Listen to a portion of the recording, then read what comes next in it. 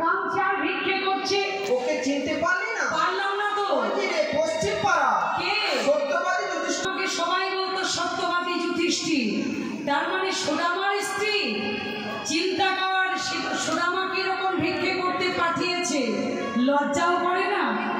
আমরা কথা বললে সুদামা কথা বলে না আমাদেরকে।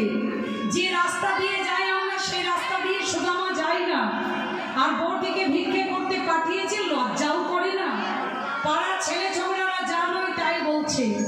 একজন বয়স্ক লোক বলছে, ছোকরাই কি জানা কথাবার্তা বলছো? তোমরা ভিক্ষা দেবে না, তোমরা যা খুশি তাই বলবে, তোমরা চুপ করে থাকবে, আমি ভিক্ষা দেব। ভক্তিমতী মায়েরা, সুদামার স্ত্রী সুশীলাকে কজন ভিক্ষে দিয়েছিল? আগেকার দিনে পাড়া ছিল উত্তর পাড়া, দক্ষিণ পাড়া, পূর্ব পাড়া, পশ্চিম পাড়া। উত্তর পাড়ার একজন ভিক্ষা দিল, দক্ষিণ পাড়ার একজন ভিক্ষা দিল, পূর্ব পাড়ার একজন ভিক্ষা দিল, পশ্চিম পাড়ার একজন ভিক্ষা দিল। কি ভিক্ষা দিল? 4 মুষ্টি চিড়ে। কেন দিল না? চতুর্বর্গ ফলপ্রাপ্তিতে 4 জন ভিক্ষে দিল। চতুর্বর্গ ফলপ্রাপ্তি কাকে বলে? ধর্ম, অর্থ, কাম, মোক্ষ।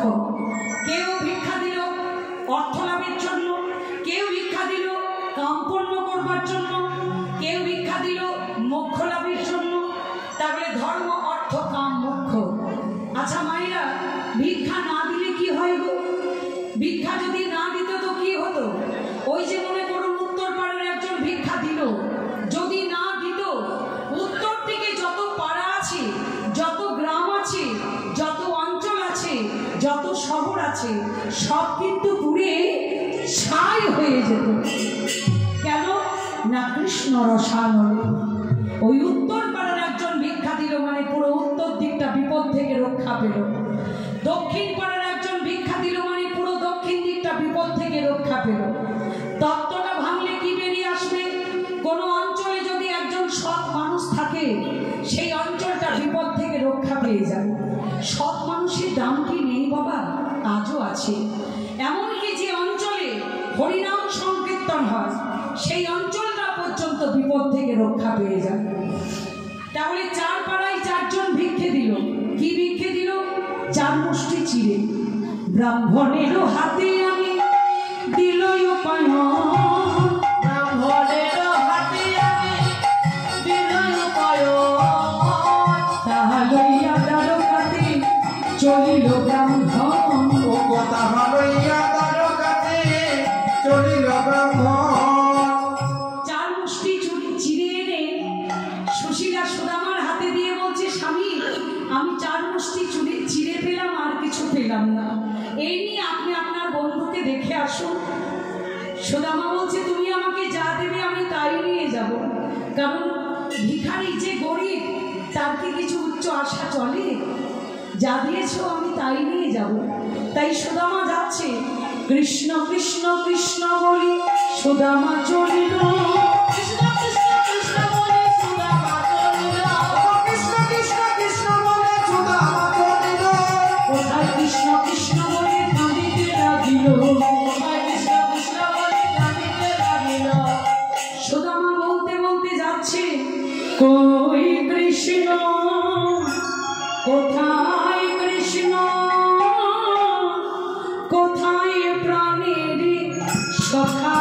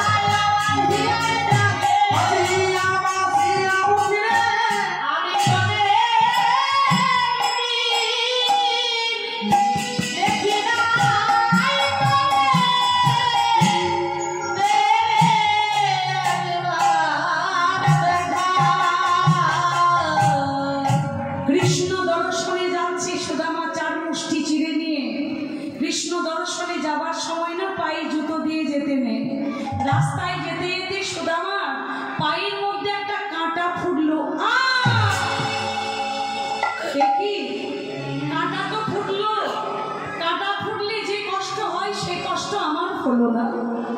তার মানে কৃষ্ণ কি আমার কষ্টটা কেড়ে নিল? কিন্তু কানাই তোর বদন আমার দেখা যায়। ছুটতে ছুটতে ছুটতে ছুটতে সুদামা একেবারে রাজ দরবারে চলে যাচ্ছে।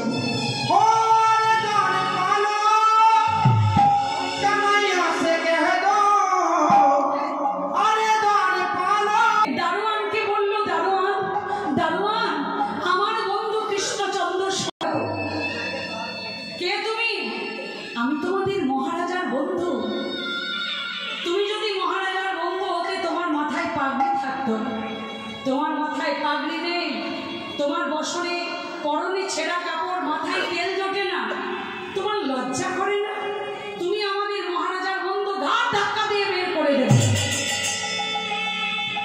সুদামা কাঁদতে কাঁদতে বলল, একদিন আমার অনেক কিছুই ছিল, জানি না আজ আমি কেন পথের ভিখারি হলাম।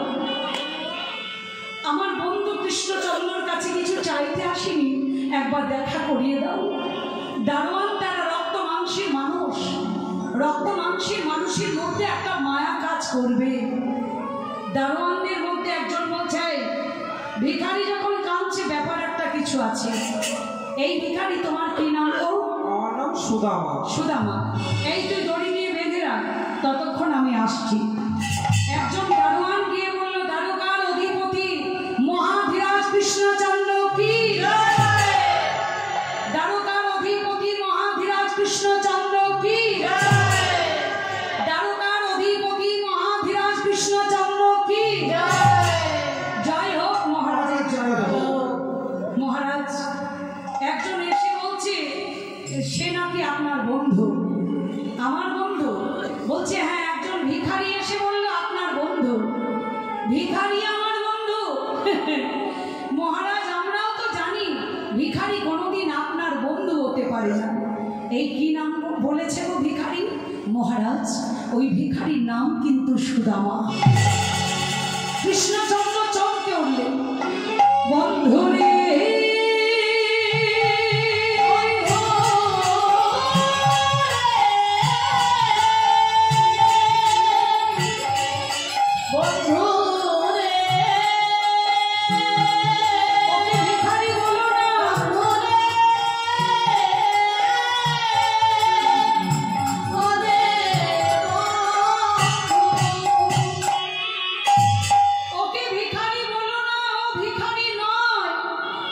কৃষ্ণচন্দ্র সুদামার নাম শুনে ছুটে গিয়ে করলেন কি?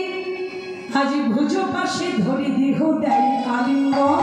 ভুজ পাশে ধরি দেহ দেয় আলিঙ্গন। আজ ভুজ পাশে ধরি দেহ দেয় আলিঙ্গন। ভুজ পাশে ধরি দেহ দেয় আলিঙ্গন।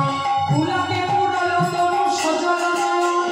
ফুলাতে পুরল তনু সজল নয়ন। কৃষ্ণ ছুটে গিয়ে সুদামাকে বুকের মধ্যে জড়িয়ে নিয়েছে। দারোয়ানরা বলছে, এই যে সত্যি সত্যি বন্ধু, ভাগ্যিস দুঘা দিয়ে দিনাই কি হতো? চাকরিটা চলে যেত। চাকরি তো যেত, কিন্তু প্রাণ নিয়েও টানাটানি হতো।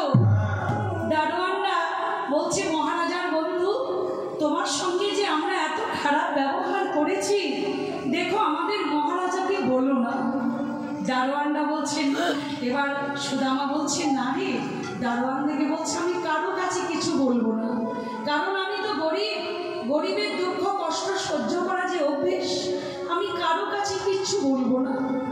এবার কৃষ্ণচন্দ্র সুদামাকে ভেতরে নিয়ে গিয়ে সোনার সিংহাসন থেকে দেখে বলল, সুদামা এটা তোর বসবার জায়গা, তুই বস। সুদামা বলল, কানাই পরনে ছেঁড়া কাপড়, মাথায় তেল জোটে না, আমি মাটির মধ্যে বসছি। কৃষ্ণ বলছে, সুদামা তুই বসবি না? জোর করে বসিয়ে দেব। কেন? কৃষ্ণ আমি মাটির মধ্যে বসি। কৃষ্ণ ঝরঝর করে কাঁদল। সুদামা তোর বরাবরেরই একটা অভ্যেস কি জানিস? তুই নিজেকে খুব ছোট ভাবিস। সুদামা তুই বসবি না? জোর করে বসিয়ে দেব। সুদামা বসতে চাই না, আর কৃষ্ণচন্দ্র জোর করে পর্যঙ্ক তুলিয়া হরি ব্রাহ্মণে বসাই। পর্যঙ্ক তুলিয়া হরি ব্রাহ্মণে বসাই। পাদ্যয়ঙ্ক দিয়া বিপ্রে পূজে যদুরাই। পর্যঙ্ক দিয়া বিপ্রে পূজে যদুরাই। পাদ্যয়ঙ্ক দিয়া বিপ্রে পূজে যদুরাই।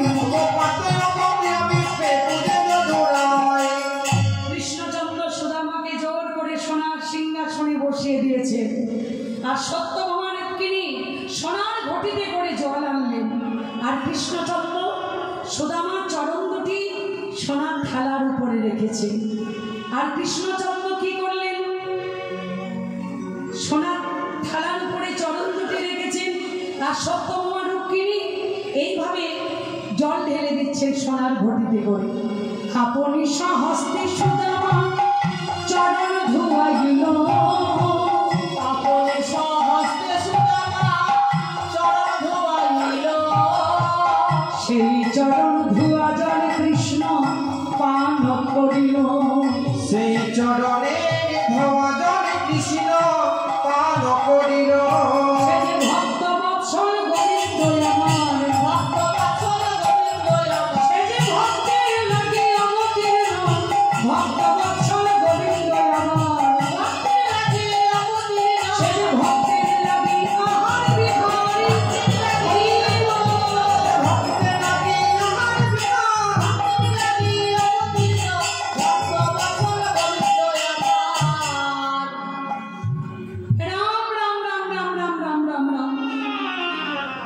সুদামা বলছে, কানাই ছি ছি ছি ছি, চরণ ধুয়ে দিলি, চরণ ধোয়া জল খাচ্ছিস, আমি লজ্জায় মরে যাচ্ছি। কৃষ্ণ বলল, সুদামা, বাড়িতে যদি কারো অতিথি আসে, অতিথি হয় নারায়ণ স্বরূপ, আমি তো চরণ সেবা করব না? 24 ঘন্টা তুই বেদ চর্চা করিস। আর সুদামা বলছে, কানাই তুই যে 64 বিদ্যার পারদর্শী, তার বেলা?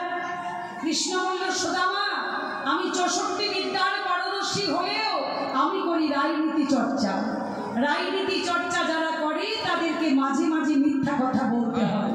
বাবা, রাজনীতি মানুষ যদি বলে আমি মিথ্যা কথা বলি না, সেটা ভুল। পদে পদে মিথ্যা কথা বলবেন, তবেই হবে রাজনীতি। সুদামা, এই জগতে সত্যিকে যে ধরে রাখে সেই ঈশ্বরকে ধরে রাখে। তুই 24 ঘন্টা বেদ চর্চা করছিস, আমি তো চরণ সেবা করব না? হঠাৎ করে সুদামা দেখতে পেল কি, কৃষ্ণের পায়ের তলে একটা কাঁটা ফুটে রয়েছে। এ কি রে কানাই, রাজবাড়িতে কোথাও একটু ধুলো পড়েনি, তোর পায়ের মধ্যে কাঁটা ফুটলো কি করে? সত্যভামা রুক্মিণী বলছে, বলবেন না, আজও পর্যন্ত আপনার বন্ধু কৃষ্ণচন্দ্রকে আমরা চিনতে পারলাম না। আমরা জিজ্ঞাসা করলাম যে, স্বামী, রাজবাড়িতে যে কোথাও ধুলো পড়ে নেই, পায়ের মধ্যে কাঁটা ফুটলো কি করে? অমনি কাঁদতে কাঁদতে বলতে লাগলো, রাস্তার মধ্যে আমার বন্ধু আসছে আমাকে দেখবার জন্য, বন্ধুর পায়ের তলে কাঁটা ফুটেছে, সেই কাঁটা আমার পায়েও ফুটেছে। ওরে ওরে সুদামা, এবার আমি বুঝলাম। সুদামা বলছে, কানাই, আমিও বুঝলাম। রাস্তার মধ্যে যখন আসছিলাম না, পায়ের মধ্যে যে কাঁটাটা ফুটেছিল, কাঁটা ফুটলে যে কষ্ট হয়, সে কষ্ট আমার হলো না। তার মানে তুই আমার কষ্টটা কেড়ে নিয়েছিস? কৃষ্ণ বলছে, নেবো না।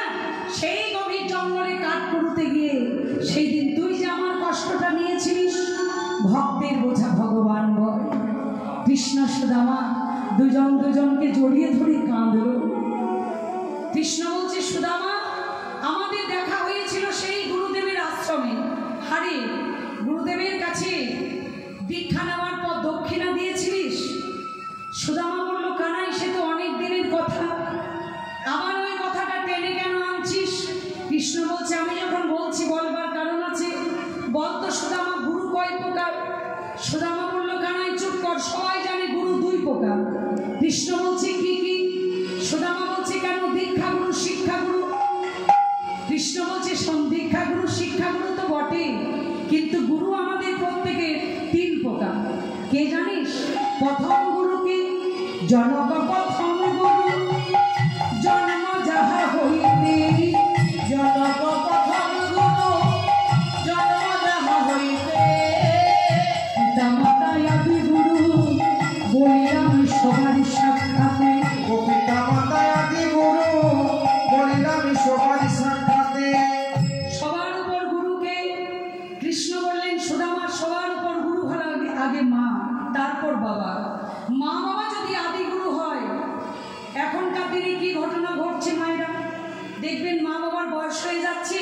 ছেলের মেয়েরা মা বাবাকে বৃদ্ধাশ্রমে ভর্তি করে দিচ্ছে। আমার ছেলেটা গুরুদেবের কাছে দীক্ষাও নিচ্ছে, মোটা মোটা মিষ্টির প্যাকেট নিয়ে গুরুদেবের বাড়িতে ভালোই যাওয়া আসা করছে। ছেলেটা মনে করলো আমি পুণ্য করছি। ভগবান বললেন তুমি পুণ্য নয়, তুমি পাপ করছ। মা বাবাকে বাদ দিয়ে অন্য জায়গায় ভক্তি দেখানো তোমার কোনো মানেই হয় না। মা বাবা যদি আদিগুরু হন, এর দক্ষিণা কি? মা বাবাকে যোগ্য সম্মান দেওয়া। আর দ্বিতীয় গুরু কে জানিস সুদামা? দীক্ষাগুরু, শিক্ষাগুরু। দীক্ষাগুরু কাকে বলে? মন্ত্রময় মূর্তিটি হৃদয়ের মধ্যে যিনি প্রতিষ্ঠা করে দেন তিনি দীক্ষাগুরু। আর শিক্ষাগুরুকে চলার পথে যিনি আমাদের শিক্ষা দেন তিনি শিক্ষাগুরু। আর তৃতীয় গুরু কে জানিস সুদামা? তৃতীয় রূপে